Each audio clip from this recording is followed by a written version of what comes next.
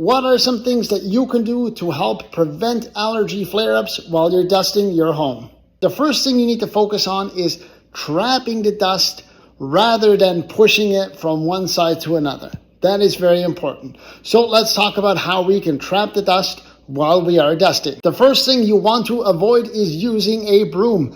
A broom is great and has lots of purposes, but if you're somebody that suffers from allergies like dust mites and pollen, you want to avoid using a broom because you'll end up throwing a lot of that fine dust into the air. So instead, use something like a vacuum cleaner that has proper filtration, or end up using a flathead microfiber mop to allow you to properly dust the entire floor without kicking everything up into the air. The next thing that you want to avoid is using cotton cloths. The reason being, microfiber is designed really well to cling on to dust. So if you switch to microfiber cloths, you're less likely to kick that stuff up into the air.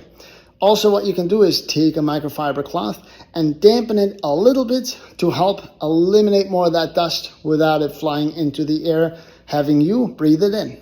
What kind of dusting tool do you currently use?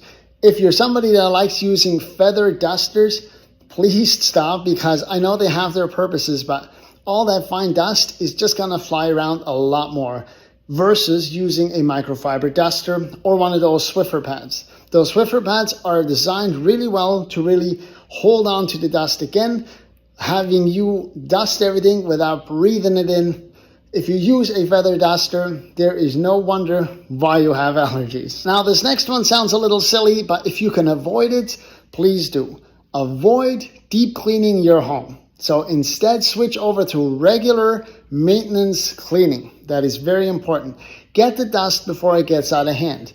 If you wait for a long time and then decide, you know what, I'm going to do a crazy deep cleaning, you're going to eat a whole bunch of Claritin before you start that cleaning. So make sure to properly maintain your house and keep those dust levels down. And lastly, what kind of vacuum cleaner are you currently using? So if you have a vacuum cleaner that does not have a HEPA filter, odds are a lot of that fine stuff is gonna shoot into the air again and you're gonna breathe that in. So make sure, I know you might have to spend a little more money, but make sure your vacuum cleaner has a HEPA filter.